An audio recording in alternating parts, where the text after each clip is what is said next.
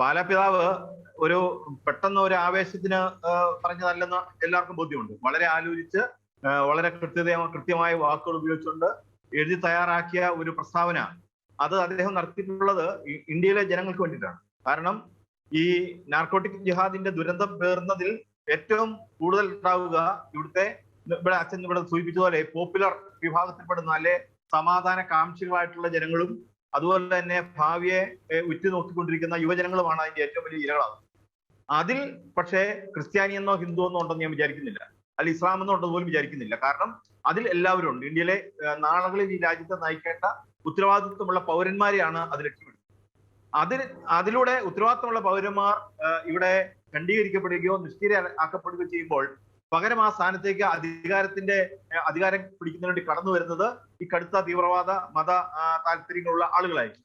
അപ്പൊ അതുകൊണ്ട് അത്തരം ആളുകൾക്ക് മാത്രമാണ് ഇതുകൊണ്ട് ഗുണമുണ്ടാകുന്നത്.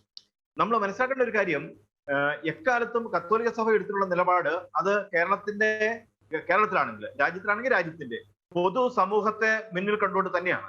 ഇപ്പൊ കുര്യാക്കോസ് ഏലിയാസ് അച്ഛൻ വിദ്യാഭ്യാസ സ്ഥാപനം ആരംഭിച്ചപ്പോൾ അല്ലെ പള്ളിക്കൂടങ്ങൾ ആരംഭിച്ചപ്പോൾ അതിൽ അദ്ദേഹം ജാതി മത വർഗ ലിംഗ പരിഗണന ഒന്നും കൊണ്ടുവന്നിട്ടില്ല.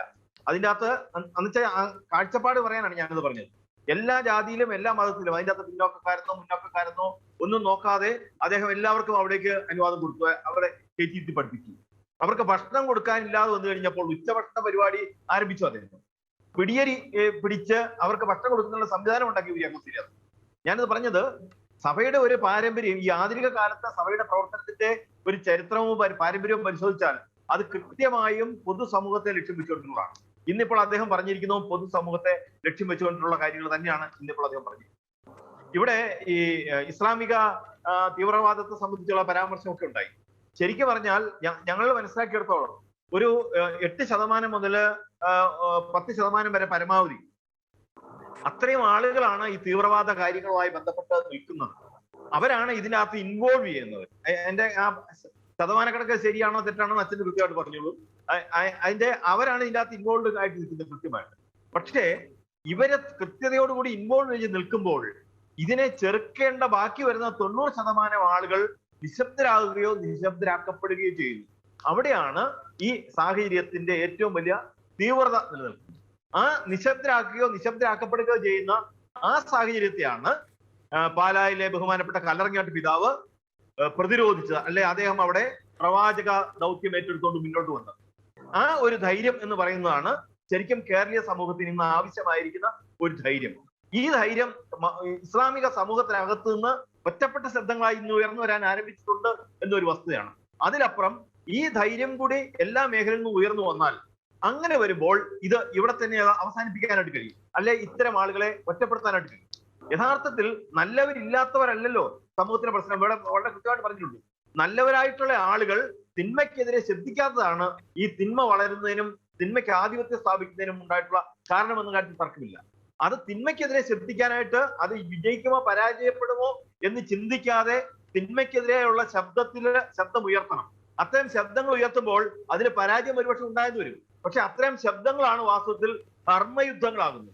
അപ്പൊ ഇവിടെ വേണ്ടിയിരിക്കുന്നത് യഥാർത്ഥത്തിൽ ജനങ്ങളെ മുന്നിൽ കണ്ടുകൊണ്ടിട്ടുള്ള കർമ്മയുദ്ധങ്ങൾ തന്നെയാണ്. അതിന് എന്ത് പേര് വിട്ടാലും അല്ലെ വേറെ എന്തെങ്കിലും പേരുടെ പേര് വിളിക്കാം. അതാണ് ഇവിടെ യഥാർത്ഥത്തിൽ ഇപ്പോൾ നടന്നിരിക്കുന്നത്. അവിടെയാണ് കർത്താവ് ദേവാലയത്തിനകത്ത് ചാട്ടവാറെടുത്തത്. ദേവാലയത്തിനകത്താണ്, അധികാരികളുടെ സ്ഥാനത്താണ്, ഭരണാധികാരികളുടെ മൗന സമ്മതമുള്ള സ്ഥലത്താണ് കർത്താവ് ചാട്ടവാറെടുത്തത്. ആ ചാട്ടവാറെടുക്കയ്ക്ക് സമാനമായ ഒരു ചാട്ടവാറെടുക്കലാണ് ഇവിടെ കേരളീയ സമൂഹത്തിന്റെ നന്നാക്കുന്നതിന് വേണ്ടിയിട്ട് ഇപ്പോൾ കല്ലറങ്ങാട്ട് പിതാവ് ചെയ്തിരിക്കുന്നത്. അത്തരം ചാട്ടവാറുകൾ എടുക്കുന്നവരുടെ എണ്ണം ജാതി മതം നോക്കാതെ ഈ കേരളത്തിൽ കൂടുമ്പോൾ ഈ പറയുന്ന ചാനലുകാർ നിശബ്ദരാകാൻ നിർബന്ധിതരാണ്. ഇപ്പോൾ എന്താണ് പ്രശ്നം? ഇപ്പൊ ചാനലുകാരെ സംബന്ധിച്ചിടത്തോളം അത് അവരുടെ അജണ്ടയാണോ അവർക്ക് പിന്നിലുള്ളവരുടെ അജണ്ടയാണോ? ചാനലുകാരെന്ന് പറയുമ്പോൾ തെറ്റിദ്ധരിക്കരുത്, ഈ മുഖ്യധാര അതുപോലെ തന്നെ ഇത്തരം നാർക്കോട്ടിക് ജിഹാദ് പോലുള്ള സംഭവങ്ങളോട് സന്ധി ചെയ്യുന്ന സ്വഭാവത്തോടുകൂടി പ്രവർത്തിക്കുന്നവരെയാണ് ഞാൻ ഉദ്ദേശിച്ചത്. അതിന് ഞാൻ ഇനിയും ഉദാഹരണം പറയാം. ഉദാഹരണമല്ല, കൃത്യമായി കണ്ടതാണ്. ഈ പാലാപിതാവിന്റെ ഇഷ്യൂ വരുന്നതിന് തൊട്ടു മുമ്പ് കേരളത്തിനകത്ത് ഉണ്ടായിരുന്ന ഒരു പ്രശ്നമായിരുന്നു സഹകരണ ബാങ്കുകളുമായി ബന്ധപ്പെട്ട വിഷയം. അതിന്റെ രാഷ്ട്രീയത്തിലേക്ക് കടക്കുന്നില്ല. ആ സഹകരണ ബാങ്കുമായി ബന്ധപ്പെട്ട വിഷയത്തിനോട് അനുബന്ധമായി കേരളത്തിലെ ഒരു പ്രമുഖ രാഷ്ട്രീയ നേതാവിനെതിരെ മറ്റൊരു പ്രമുഖ രാഷ്ട്രീയ നേതാവ് MLA ആയിട്ടുണ്ടായിരുന്ന ആള് വലിയൊരു തുകയുടെ അഴിമതി ആരോപണം വിടുകയും അഴിമതി ആരോപണത്തെ കുറിച്ച് ചർച്ച തുടങ്ങാൻ പോലും ആരംഭിക്കുന്നതിന് മുമ്പ് കലക്ടർ പിതാവിന് വിഷയം എടുത്തിട്ട് ഈ രാഷ്ട്രീയത്തിന് അപ്പുറമുള്ള ഒരു പുതിയ വിഷയം ഉണ്ടാകുന്നത് വരെ അത് നീട്ടിക്കൊണ്ടുപോയി. ഇപ്പൊ മോൻസൺ വന്നു, ആ സംഭവത്തിൽ നിന്ന് എല്ലാവരും വിട്ടുവന്നു.